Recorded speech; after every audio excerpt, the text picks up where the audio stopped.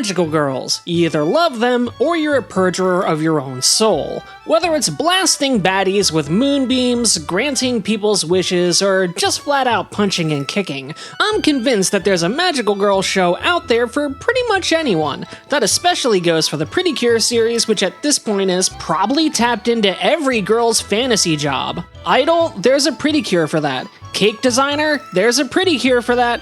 Doctor, there's a Pretty Cure for that. Mermaid? Not a job, but there's a Pretty Cure about that too. Your dog becoming your gay best friend? That's... I mean, there is one, but are you doing okay?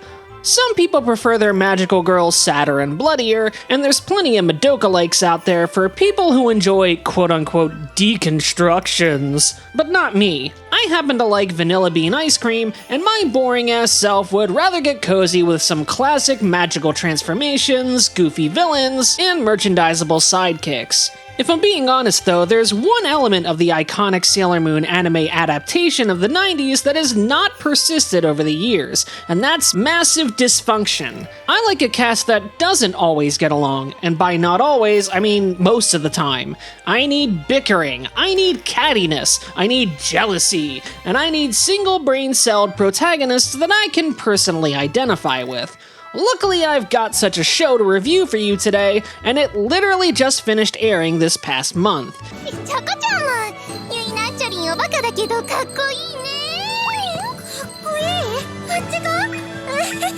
Maebashi Witches comes from the legendary Sunrise Animation, producer of many a Gundam and too many other beloved series to list here, and it's an original anime project about a mysterious teleporting flower shop that just might help you with your problems. But is this a beautiful bouquet of sweetness and pettiness, or do its thorns prick just a little too much? Yuena lives what seems like a carefree life in the city of Maebashi until a goofy-looking frog mascot with a zipper, what's in the suit, appears before her with an offer. She's been chosen to be a witch in training, and her closet has been linked to a portal dimension where she and other pre-witches are hoping to work together to make people's wishes come true. The more wishes they grant, the more magic points they accrue. This dimension takes the form of a shop that appears wherever someone may need them, and since their magic power is mostly limited to within that shop, their wish granting is more of a song and dance based vision quest they inflict on their customers. A show like this thrives on its character dynamics, and that's what invited me in to watch Maebashi in the first place. You've got the responsible Kyoka, the sugar-happy Chako, the snooty Azu, the reserved Mai, and of course, our protagonist. Yuena's so nonchalant and straight to the point about being chosen as a magical girl in a way that doesn't feel like an eye-rolling parody. When asked by the others why she wants to be a witch, she's like, I don't know, I'm just here to have fun. But she ends up sort of taking the lead, including designing the shop and addressing the very first customer. That shop design, okay, I can't get enough of these needlessly photorealistic flowers, which honestly may be photographs for all I know. You'll get used to it eventually, but this shop could probably have its own genre on the aesthetics wiki. Anyway, Yuena picks out a beautiful blue flower, promises to make the customer's wish blossom, and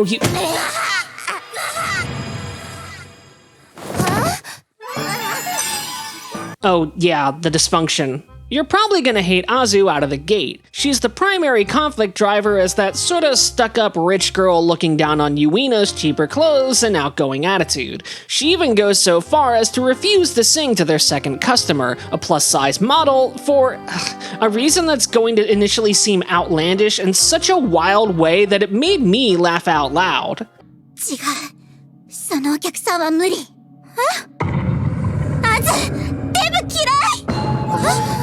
So that seems pretty irredeemable, right? Well, first of all, we're talking about teenagers here, and inept teenagers at that. Second, she's doing it because of her own body dysmorphia. Outside of the shop, Azu is actually, well, the anime would say obese, but I'd say just regular chubby by American standards. She's been promised a skinnier form if she can become a full-time witch, and boy howdy, there's a lot to unpack there. Load a save state though, because I gotta go back to her outburst at the model. No matter what baggage she's carrying, that's a fireable offense if ever I've seen one. This is all to serve Azu's own character arc and growth, but it's almost a little too hard to swallow. If this were a real shop and I wanted to be considerate to her inner turmoil, I'd still move her out of the public-facing side of the shop for a couple of weeks, give her a chance to sort her shit out.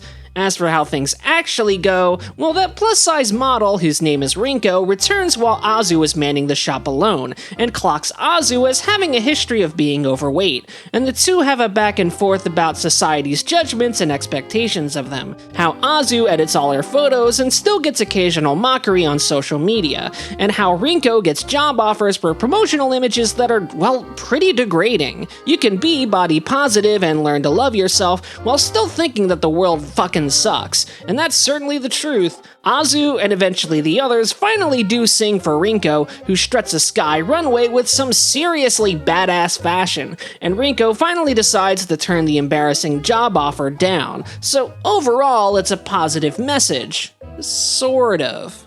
See, now we should get back to Kuropi's bargain, or Crappy as I think of him. He's sort of neutrally presented with this offer, and to be fair to the show, he's generally a conniving and scoundrelly wastrel. But still, Azu continues to maintain her skinnier form inside of the shop after that episode, even though it takes a physical toll on her. This does eventually swing back around in the story, but it does feel a little like the show is having its double cake and eating them too. I support any person who can find any affirmative way to address their body dysmorphia, but I don't really feel like the show is taking that specific stance, or any stance at all on the matter. Still, it's way better than how a lot of fat people are depicted in anime and American cartoons, but I think it could have been even better still. Like Azu, each character gets their own story arc one after the other, which feels a little mechanical, but is otherwise a solid way to structure a character-focused original, since there's no prior material people can digest ahead of time. Mai turns out to have been embezzling magic points, and is trying to win over her old childhood friend Yuena, who has become a social media influencer and kind of an asshole. Weirdly, this is identified first by Azu, perhaps game recognizing game, and we get to see her act a little more manic, which helps to swing her quickly from least favorite to most favorite character of the entire group. Mai's friend takes advantage of the witch's magic and makes unreasonable demands, causing them to use up all of the remaining magic points just to satisfy her. And if this were just an average show, we'd leave it at that, but of course the characters are more nuanced than that. Yuena was pressured into joining a beauty pageant only to overhear a hot mic moment in a Zoom call that the contestants all suck and they'd rather have a superstar influencer. And Mai just so happens to have been moonlighting as that influencer, unbeknownst to Yuena, whose numbers pale in comparison. Now, okay, this sounds a bit shallow if you don't care about social media careers, but I can't help but sympathize a little bit with the person who's struggling to gain any kind of foothold while their friends rocket past them. I wonder why I would feel that way.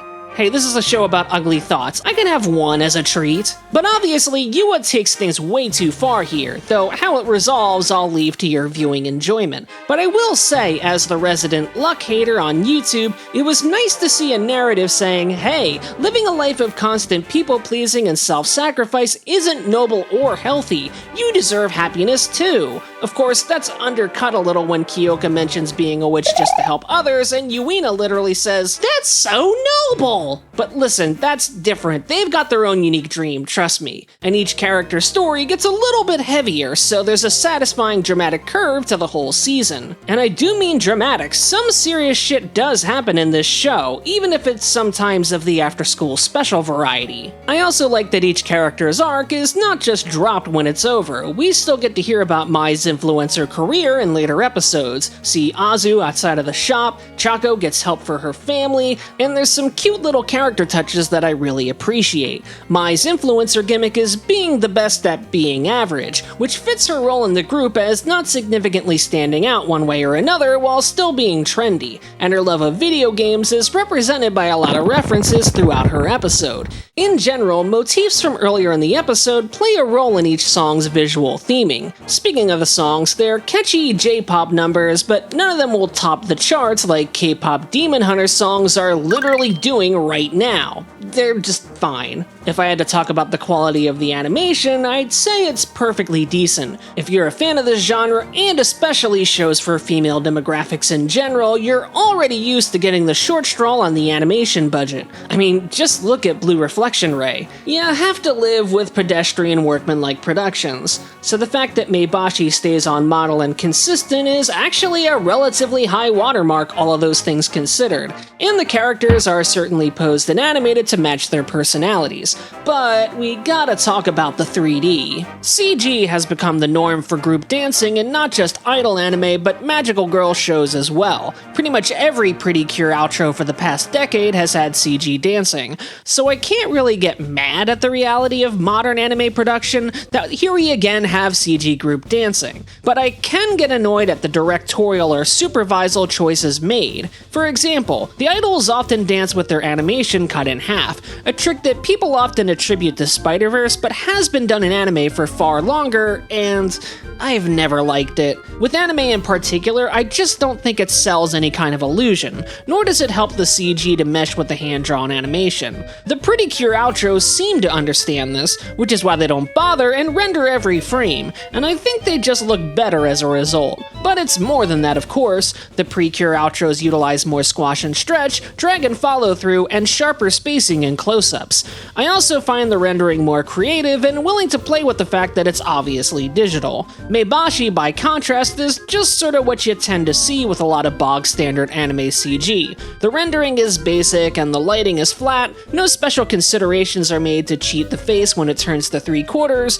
The result is 3D animation that looks weird, looks lifeless, and it sticks out badly in contrast to the hand-drawn characters that are witnessing these dance routines. So I can obviously recommend this show, but to who? This isn't the usual group of magical friends defeating monsters of the week, so it may not appeal to those who want something a little more conventional. It sort of fuses the old school of wish-granting maho shoujo with the new school of idol groups and crying girl bands, and that won't be to everyone's taste, especially with Pretty Cure also utilizing an idol group setting this year. But if you tend to think that modern Pretty Cures play it a bit too safe and aren't messy enough, then Maebashi Witches might be a breath of fresh air. It skews just that little bit older and allows for some real toxic teen drama, and a core cast that gets into fights and misunderstandings with more satisfying payoffs. There's also sprinkles of queer coding, including the plus-size model having a female partner, and Kyoko's feelings on gender expression. And the messages, for the most part, are well delivered, even if the show's ending relies a little on Deus Ex Machina. I think that's all pretty cool, and maybe you will too. So if you've finished your stay at the Apocalypse Hotel and you need something else from the spring season to enjoy, don't watch Lazarus! I saw you clicking on— no! But do consider giving Maebashi Witches a try. This is not reverse psychology. Close out of AdultSwim.com. How do you make a show about the entire world getting hooked on a new medicine after 2020? Humanity has to pay for their crimes, so you kill off everyone but conspiracy theorists and alpha males? How does that make any sense? Why did they waste so much time doing fucking nothing? How do you make a Shinichiro Watanabe show without good characters? That should be mathematically impossible. Special thanks to my indie darlings: Rob Scott, Tyler McBride, Thumpus, Nick Shalark, Tony Domenico, and Game Trekker. Until next week, you'll find me in another castle, but you won't find me watching any Adult Swim original again. Fool me 6 times, shame on me. They don't even talk to the guy who looks just like Skinner at the homeless camp. Ugh, I gotta go.